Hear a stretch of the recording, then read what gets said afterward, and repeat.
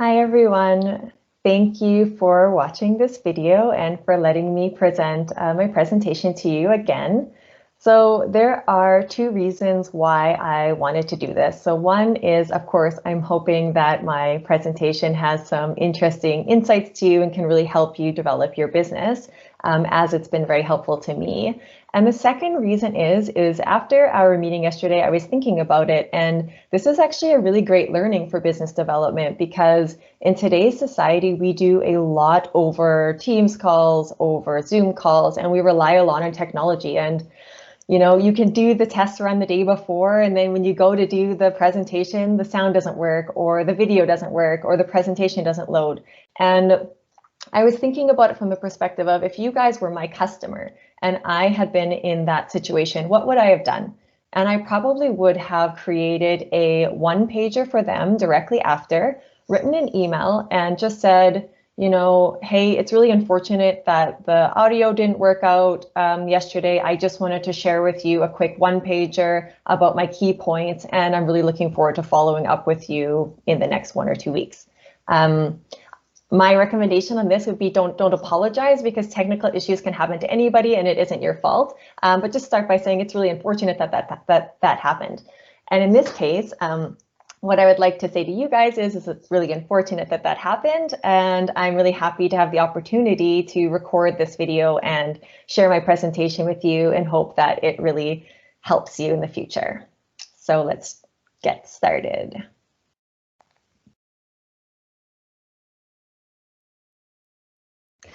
Great. So as already mentioned, my name is Stephanie Prefontaine, and today I'm going to talk about business development. I want to start by saying a big thank you to the Food Center, but also to the awesome program for setting up the panel, but also for your continued support of women in business, something that is really close to my heart.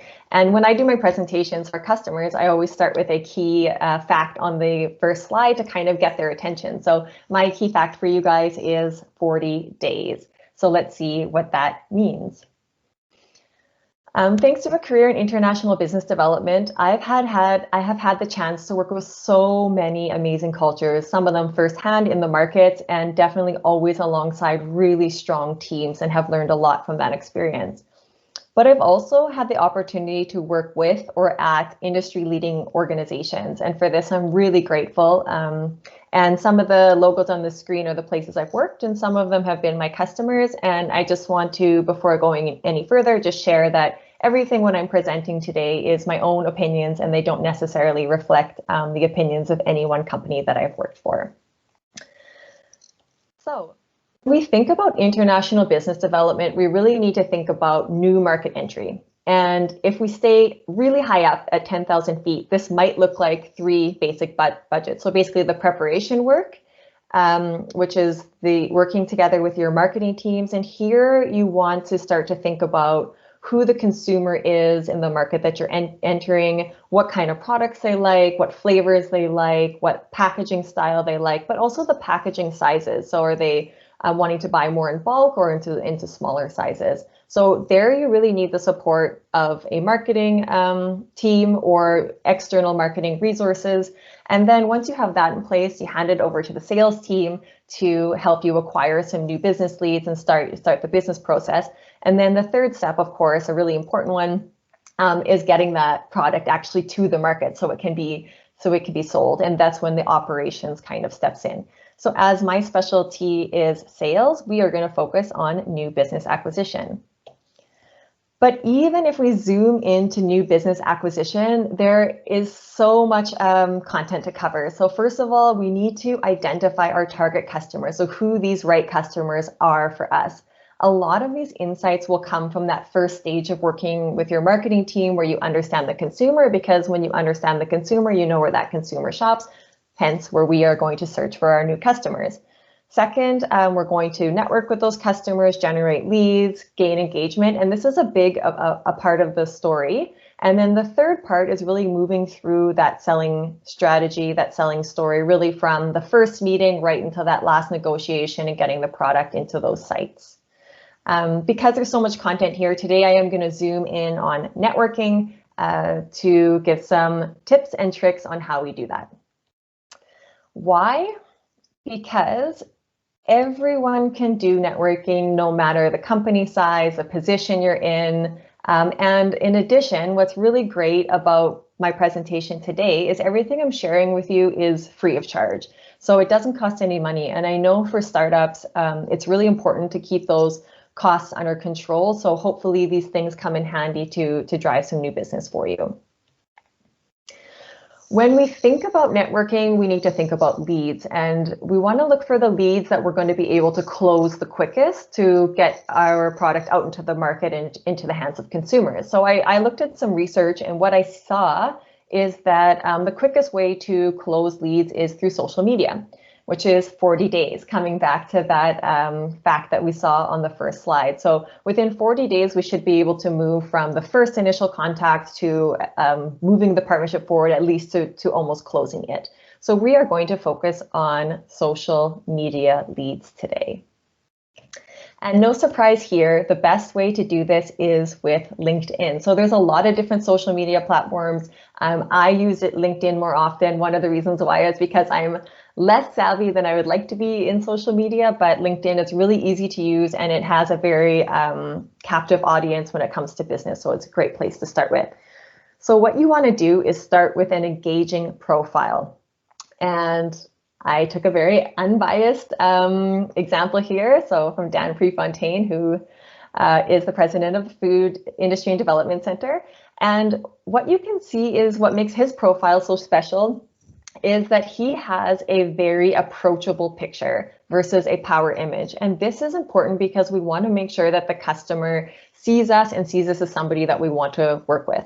The second thing is that he has a background image which shows exactly what the company does. So when that consumer looks at your profile, they're going to look at your face and think like, okay, looks like a really, really nice person. Then they're going to look at the background and say, ah, perfect. Okay, they work in food processing. And then the next thing, which is really important, is making sure that there's a link to the website so that when they get interested, that they know where they can go to get more information. Now that you have that done, we're going to go ahead and build your network with a very focused approach. So the first thing you're going to want to do is go into LinkedIn and search for people, and then click on this All Filters button.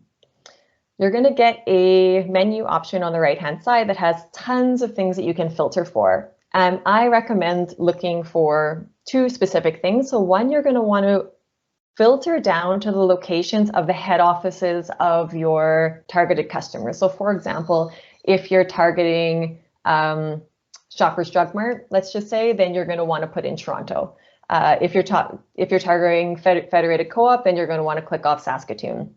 The next thing that you're doing is you're going to go through and look for things that are going to be similarities to you and the people that you're trying to reach. So one thing that I always do is I go to school and I click in University of Saskatchewan to see if there's anyone working at that company who I went to school with.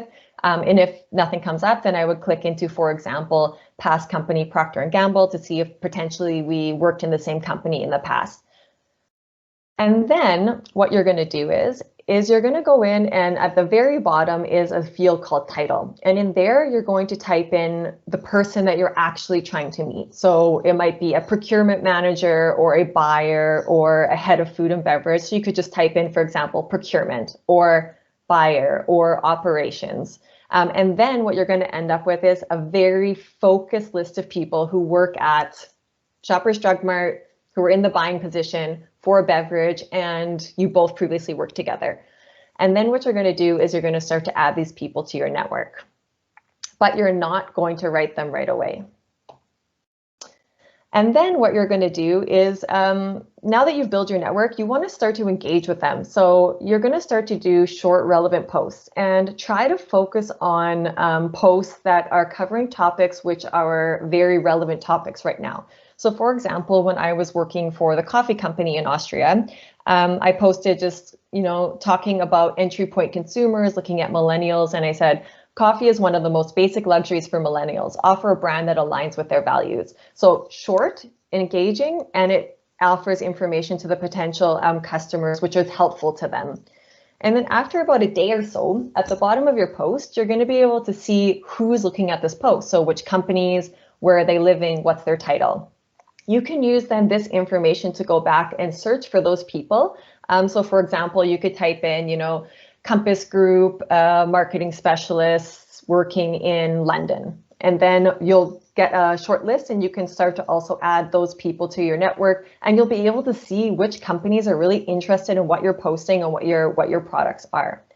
If you have a professional account, which is not free of charge, you should be able to also see the exact title and the name of the people who are looking at your account. I myself still have a free account, so you can do all of this stuff with a free account. Now what you're going to do is, so again, before you write your customer, you haven't reached out to them yet, you're going to want to learn about your targeted and interested customers. And the way you can do this is, again, these are all completely free of charge things that you can find in the internet. Number one is use Google Alerts, which gives you news on your customers talking about their challenges, their triumphs, and you can set that on a weekly basis or a monthly basis if you want. I have this for all of my top customers, so I can continue to see what's going on with them, so I know what kind of things I need to talk to about them when we have our calls. The next thing that I always do is I do my best to read the entire company report, but at least skim through the top level executive summaries of the company report. So for Loblaws, what we know is that that Loblaws is trying to support their consumers in living life well. And then, of course, because we're now using LinkedIn, we're good at LinkedIn. We also want to watch their LinkedIn posts to see what kind of content they're posting and what kind of things, they're celebrating within their companies. So here, for example, again, with Loblaws, that by 4 p.m., 70% of Canadians do not know what to have for dinner. So now we have a couple of key insights, and now we can approach the customer speaking to their focuses. When you write your message to the customer, you want to focus on 3 things. So you want to make sure that you are talking about a positive from your company, so a success. This could be talking about your growth, this could be an award you win, this could be a new big customer that you recently won, especially if that customer is in relation to the customer you're approaching. It's always good to mention. So like, for example, I just want to share that we just won the 4 Seasons in Toronto. We're really looking forward to expanding that business across Canada, something like that. The next thing is you're going to want to use those learnings that you just found from your research and speak to how you're going to solve a problem for that customer. And then the next thing is you want to have a clear next step, which is in a timely manner. Usually I try to use like about 2 weeks out, so not too far away, but also showing respect that that they have busy schedules. So here's an example of what I would write. Dear customer, I'm the business development lead for Prefontaine Foods. As you may know, Prefontaine Foods is the leading supplier for pre-packaged vegan meals in Canada, an industry growing at 10%. Our products could be an excellent fit in supporting the Loblaws consumers to live life well while highlighting local, ready-to-eat solutions. Would you have time in the first week of July for me to share our fall product launches with you? So this is a really great example because it says basically you know that they're looking to help people live life well, and you know that they're focusing on quick ready solutions because consumers don't know what they're going to be eating at 4 p.m. Will this approach work? The answer is maybe. But only 2 things can really happen. Either they respond, and then the most important thing is to follow through right away. So I would say try to get back to them within 24 hours, offer them some dates, thank you. Even if you don't know the date yet for sure, just write, thank you for your quick response. I'm going to come back to you by Friday with a suggestion on when we can meet. Or they don't respond this time, and then you want to wait a few weeks. So let some time go by. And then you're going to follow up. And when you follow up, you could write just checking in to follow up on this message. But more, I think what a better approach is to try to send them maybe an interesting article about the company, or an image about the company, or a different article which connects you in the company, just to say, just wanted to additionally, share this information with you. And the good news is that some of those companies which you saw in the intro slides were companies that I started a relationship with exactly this way. And those companies did not respond the first time, but still, with a couple of tries, we were able to get that first meeting in the books. And remember, play to the Canadian strength. So when I think about the conversations that I'm having with customers right now, but also a lot of the research that I read, the top focuses for companies right now, number one, definitely safety, employee safety and their guest safety or customer safety. But a lot of that has to do with food safety because that's a very sensitive issue at the moment. Also, you want to talk about sustainability, health products, and of course, quality. And if you think about those four things, those are things which are built into the Canadian brand. So it's already what we stand for. So make sure that you keep those into the conversations. And that's especially relevant if you're moving business outside of Canada. And then the last thing, which is, a sales truth, which is really held true for me, is that I know above all, people buy from people they like. That is the fundament of sales. So we as Canadians, we're already well known and joked about as extremely nice people, but it's true. So use that. And last but not least, if I can just share a closing point, business development is not easy. So it's definitely not for the faint of heart. It is super frustrating sometimes. You can feel really discouraged. But then when you get that response back and you start building on those leads, it can be like a roller coaster swing of excitement. So I guess my point is just keep believing in yourself. Don't give up. You'll see that if you stay to these strategies that I shared with you today, those leads will come to fruition and you will see results. So in the end, I hope you guys get this quote here because Suits is one of my favorite shows and it is made in Canada. So it is of Canadian quality. But 97% of the people who gave up are employed by the 3% who never gave up. So keep at it, keep your head up, and you'll get it done. So thank you very much. And I look forward to having you all add me on LinkedIn. Again, Stephanie Prefontaine. And if you have any questions about my presentation or anything else I can help you with, please reach out at any time. Thank you.